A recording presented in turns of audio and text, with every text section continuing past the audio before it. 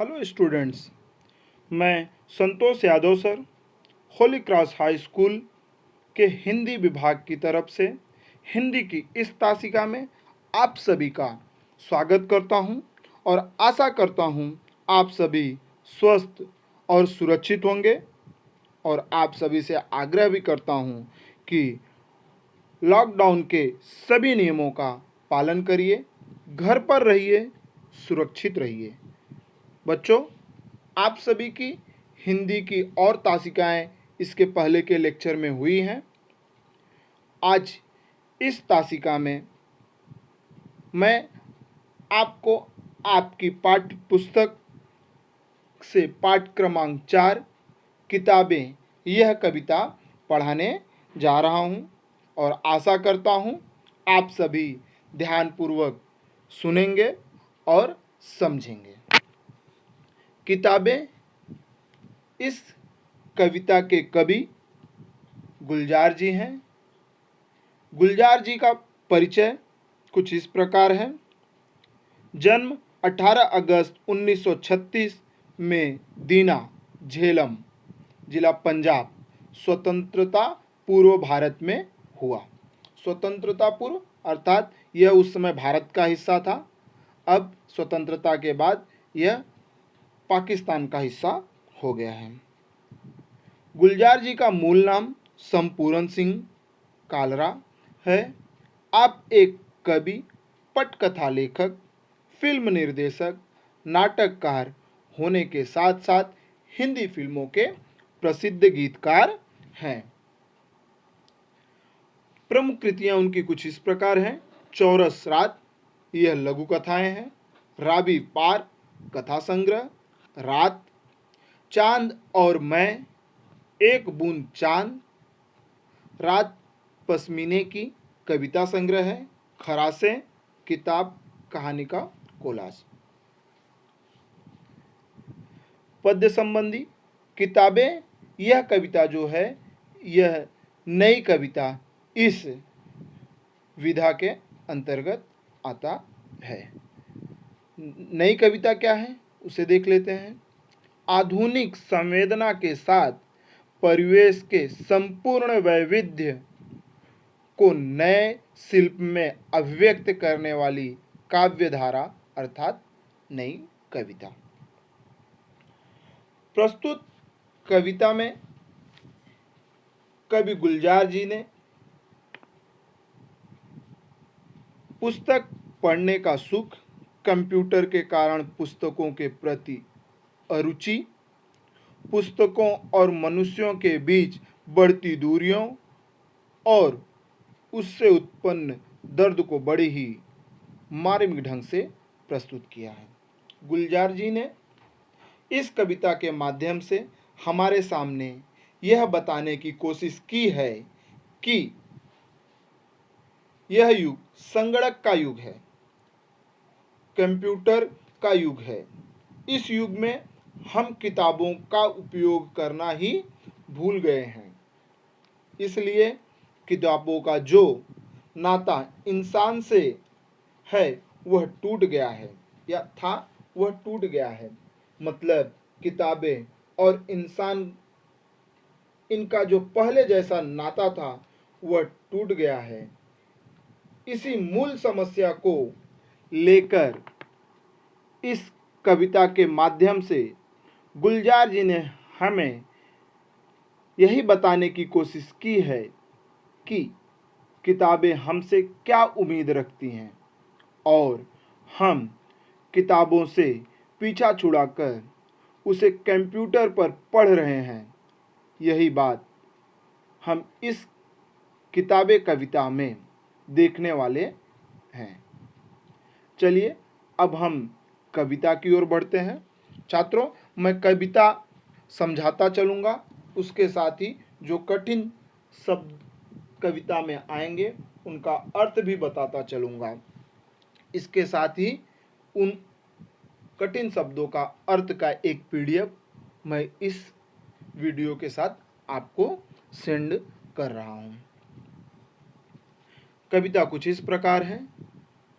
किताबें झांकती हैं बंद अलमारी के शीशों से, बड़ी हसरत से तकती हैं। महीनों अब मुलाकातें नहीं होती, जो सामे उसकी सोहबत में कटा करती थी अब अक्सर गुजर जाती हैं कंप्यूटर के पर्दों पर। बड़ी बेचैन रहती हैं किताबें, उन्हें अब नींद में चलने की आदत हो गई है। जो कदरें वो सुनाती थी कि जिनके सेल कभी मरते नहीं थे, वो कदरें अब नजर आती नहीं घर में, जो रिश्ते वो सुनाती थी। वह सारे उधड़े उधड़े हैं, कोई सफ़ा पलटता तो एक सिसकी निकलती है। कई लफ्ज़ों के मानी गिर पड़े हैं, बिन पत्तों के सूखे टुंड लगते हैं वे सब अल्फाज, जिन पर अब कोई मानी नहीं उगते। जुबा पर जो जायका आता था, जो सफ़ा पलटने का, अब उंगली क्लिक करने से बस झपकी गुजरती है। बहुत कुछ तह बतह खुलता चला जाता है पर्दे पर। किताबों से जो जाती राबता था कट गया है। कभी सीने पे रख के लेट जाते थे, कभी गोदी में लेते थे, कभी घुटनों को अपने रिहल की सूरत बनाकर नीम सजदे में पढ़ा करते थे। छूते थे जब इसे वो सारा इल्म तो मिलता रहेगा आइंदा भी, मगर वो जो किताबों में मिला करते थे सूखे फूल और महके हुए रुक्के, किताबें गिरने उठाने के बहाने रिश्ते बनते थे, उनका क्या होगा वो शायद अब नहीं होंगे। यह हमारी संपूर्ण कविता है। आगे स्पष्टीकरण देख लेते हैं। किताबें झांकती हैं बंद अलमारी के शीशों से, बड़ी हसरत से तकती हैं। महीनों अब मुलाकातें नहीं होती, जो सामे उसकी सोहबत में कटा करती थी अक्सर। यहाँ पर झांकती मतलब देखती, अलमारी लोहे या लकड़ी का वह ढांचा जिसमें लोग पुस्तकें या कपड़े वगैरह रखते हैं। हसरत का अर्थ है उम्मीद से, आशा से। मुलाकातें मिलना, मुलाकात। सोहबत मतलब संग, कटना मतलब बीतना, अक्सर हमेशा। कभी कहते हैं कि आज के इस कंप्यूटर के युग में किताबें अलमारी में सजाकर रखने की वस्तु मात्र रह गई हैं। जब कभी उन अलमारियों की तरफ देखो तो ऐसा लगता है कि वे किताबें बंद अलमारी के शीशों से कभी की ओर देखकर या झांककर ऐसी कामना कर रही हैं कि कोई उन्हें अलमारी से निकाल कर पढ़े। वही तो कहता है, कभी कभी झांकती हैं बंद अलमारी के शीशे से, बड़ी हसरत से तकती हैं कि कोई मुझे निकाल कर पढ़े। कभी कहते हैं अब तो महीनों गुजर जाते हैं उन किताबों से मिलना ही नहीं होता, अर्थात उन किताबों से महीनों तक कभी की मुलाकात नहीं होती, वह अलमारियों में ही बंद पड़ी रहती हैं। जबकि एक समय ऐसा था कि उनकी हर शाम उन किताबों को पढ़ने में गुजर जाती थी।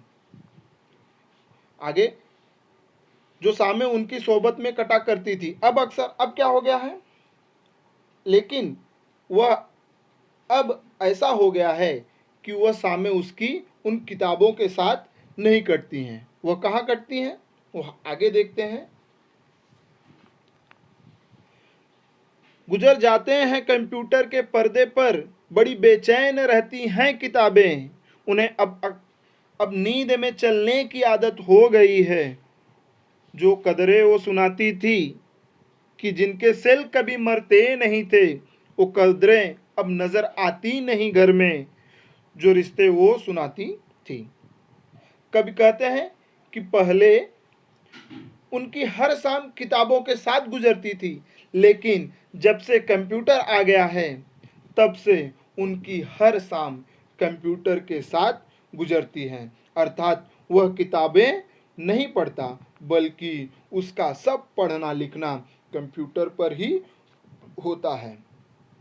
यह सब देखकर ही किताबें बड़ी बेचैन हो गई हैं, और इतनी बेचैन हो गई हैं कि उन्हें नींद में चलने की आदत हो गई है। यहाँ पर नींद में चलने की आदत का अर्थ यह है कि अब वह किताबें जो अलमारी में बंद पड़ी हैं वह कभी कभी कभी गुलजार जी की सपनों में भी आती हैं।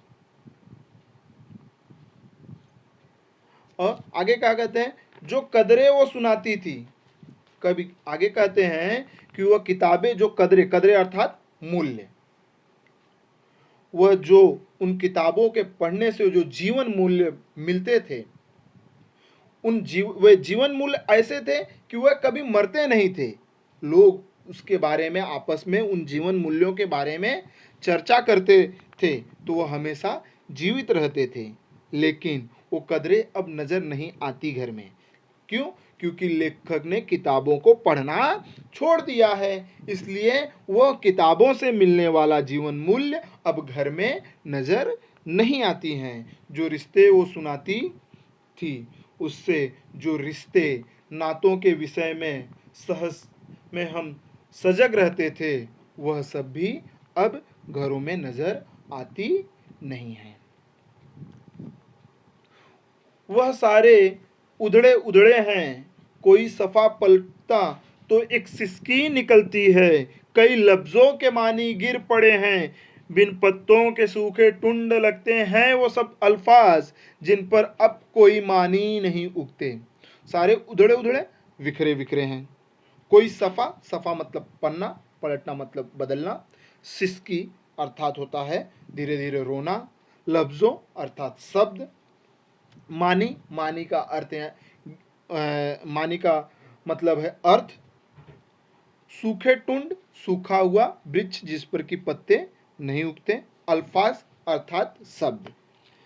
कभी जब से कभी और पुस्तकों का नाता टूट गया है, कभी किताबों से मिलने वाले मूल्य और उसके रिश्ते संबंधों की चर्चा करते हुए आगे कहते हैं कि जिस प्रकार मनुष्य और किताबों का रिश्ता टूट गया है, उससे किताबों के सभी पन्ने बिखरे हुए हैं, बिखर गए हैं, उधड़े उधड़े हो गए हैं। कोई सफा अर्थात पन्ना पलटने पर उनसे आह निकलती है, ऐसा लगता है जैसे पन्ने धीरे धीरे रो रहे हों।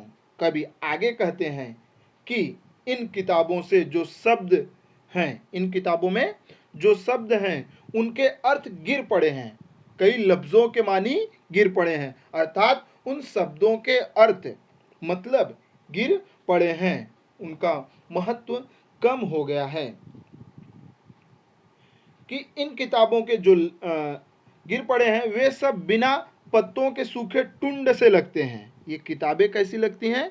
बिना पत्तों के सूखे टुंड अर्थात ऐसा वृक्ष जिसके पत्ते सूख गए हों, उस पर कभी हरियाली आने वाली, वृक्ष सूख गया हो जिस पर कभी हरियाली आने वाली नहीं हो, ऐसे ही वे पुस्तकें भी हो गई हैं पढ़े पढ़े, जिस पर कि अब कोई अर्थ ही, जिनके शब्दों के कोई अर्थ ही नहीं रह गए हैं। वे सभी शब्द सूखे हुए टुंड के समान लगते हैं जिनके कोई अर्थ नहीं है, अर्थात वे सभी निरर्थक हो गए हैं।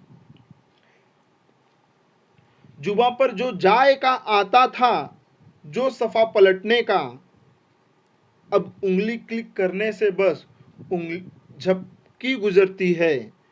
बहुत कुछ बतह खुलता चला जाता है पर्दे पर, किताबों से जो जाती राबता था कट गया है। कभी किताबों के पन्ने और कंप्यूटर के पन्ने को पलटने के तरीकों की चर्चा यहाँ पर करते हैं। जुबां अर्थात होता है जीभ, जायका अर्थात होता है स्वाद, सफा पन्ने, झपकी अर्थात पलकों का झपकना, तहबतह परत दर परत, यहाँ पर जैसे दिखाया है पिक्चर में बहुत सारी फाइलें खुल जाती हैं। जाति राबता, जाति मतलब निजी, राबता संपर्क, निजी संपर्क जो है वो टूट गया है, कट गया है, कट गया है मतलब टूट गया है। कभी यहाँ पर कंप्यूटर और पुस्तक के पन्नों पलटने के तरीकों की चर्चा करते हुए कहते हैं, उनसे मिलने वाले अनुभव के विषय में भी बताते हैं कि जुबा पर जो जायका आता था सफ़ा को पलटने पर, अर्थात पन्नों को पलटने समय हम उंगलियों को जुबा से लगाकर फिर पन्नों को पलटते थे, तो उससे जो पन्नों का जो स्वाद जुबा पर आता था, जीभ को मिलता था, अब वह स्वाद नहीं मिलता। क्यों? क्योंकि अब उन्हीं उंगलियों से हम कंप्यूटर के कीबोर्ड पर बटन दबाते हैं और एक बटन दबाने में कई फाइलें खुल जाती है, अर्थात पलक झपकाने भर में कई पन्ने वहाँ पर पलट जाते हैं, कई फाइलें खुल जाती हैं। वही लेखक कहता है, बहुत कुछ तह बतह खुलता चला जाता है पर्दे पर। किताबों से जो इसके कारण किताबों से जो जाति राबता था, निजी संबंध था, वह कट गया है। आगे कवि कहते हैं, कभी सीने पे रख के लेट जाते थे, कभी गोदी में लेते थे, कभी घुटनों को अपने रिहल की सूरत बनाकर नीम सजदे में पढ़ा करते थे। छूते थे जबी से वो सारा इल्म तो मिलता रहेगा आइंदा भी। कभी किताबों से टूटे संपर्क की चर्चा करते हुए आगे कहते हैं कि किताबें पढ़ते समय वे किताबों को कभी छाती पर रखकर लेट जाते थे। आप भी बच्चों कभी लेट कर किताब पढ़ रहे हो और जब पढ़ते पढ़ते वो उन किताबों को क्या करते हैं, अपने सीने पर, अपने छाती पर रख लेते हो। या कभी कभी बैठ कर पढ़ते समय दोनों पैर फोल्ड करके मोड़ कर बैठे हो तो उसे गोदी में लेकर पढ़ लेते हो। तो कभी घुटनों को रिहल की सूरत बनाकर, रिहल यहाँ पर चित्र में दिखाया गया है, लकड़ी का वह साधन जो खुलता या बंद होता है, जिस पर कि हम पुस्तकें रखकर आसानी से पढ़ सकते हैं। तो उस रिहल की तरह हम अपने घुटनों को बनाकर उस पर पढ़ा करते हैं। कभी नीम सजदे में पढ़ा करते हैं। नीम सजदे अर्थात पुस्तकों से अपना आधा माथा टिकाकर पढ़ते थे। छूते थे जबी से छूते थे, अपने माथे चढ़ाते थे, उन पुस्तकों को उठाकर अपने माथे चढ़ाते थे। क्यों ऐसा क्यों करते थे? क्योंकि हम चाहते थे कि भविष्य में भी उन किताबों से हमें वो सारे ज्ञान मिलते रहें। इसलिए कभी यहाँ पर कहता है कि निम सजदे में पढ़ा करते थे, उसको माथों से छूकर पढ़ा करते थे। मगर वो जो किताबों में मिला करते थे सूखे फूल और महके हुए रुक्के, किताबें गिरने उठाने के बहाने रिश्ते बनते थे, उनका क्या होगा वो शायद अब नहीं होंगे।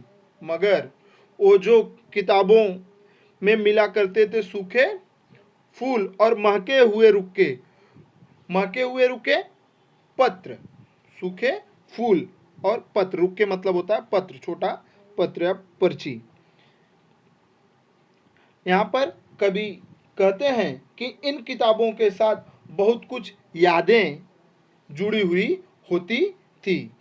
कभी किताबों में हम दूसरों के लिए या अपने मिले हुए फूल और पत्र रख दिया करते थे, और उन फूलों के सूख जाने के बाद भी हम उन्हें उन पुस्तकों में संभाल कर रखते थे। और फिर भविष्य में कभी जब हम उन फूलों को या उन पत्रों को देखते थे तो बीते हुए समय की यादें हमारी ताज़ा हो जाया करती थी। लेकिन अब वह संभव नहीं। क्यों? क्योंकि अब हम किताबें पढ़ते नहीं, उसकी जगह पर हम कंप्यूटर पर पढ़ रहे हैं। यह सब कंप्यूटर में संभव नहीं है। किताबों के गिरने उठाने के बहाने रिश्ते बनते थे। कवि कहता है कि किताबों के गिरने और उठाने के बहाने, बच्चों आपने कई पिक्चरों में भी देखा होगा कि पिक्चर के हीरो, नायक और नायिका आपस में पुस्तकों के साथ टकराते थे और उनकी पुस्तकों के गिरने और उन्हें उठाने के चक्कर में उनका जीवन भर का संबंध जुड़ जाता था। तो वह किताबों के द्वारा ही संभव था, लेकिन अब वह संबंध बनना संभव नहीं है। क्यों? क्योंकि अब लोग किताबें पढ़ नहीं रहे हैं। इसी के साथ साथ हम घरों में भी कभी किताबें पढ़ा करते थे, तो किताबें गिर जाने पर कोई घर का सदस्य उसे उठाकर हमें देता था, तो वह भी एक संबंध किताबों से लोगों का बनता था। तो अब वो संबंध उनका क्या होगा, वो शायद अब नहीं होंगे। लेखक कवि वही कहते हैं कि ऐसे संबंध अब भविष्य में बनने संभव नहीं है। शायद ही भविष्य में यह हो सकता है, क्योंकि लोगों ने किताबें पढ़ना बंद कर दिया है। छात्रों, आशा करता हूँ कि आपको यह कविता समझ में आई होगी। यहाँ पर कविता समाप्त होती है। धन्यवाद।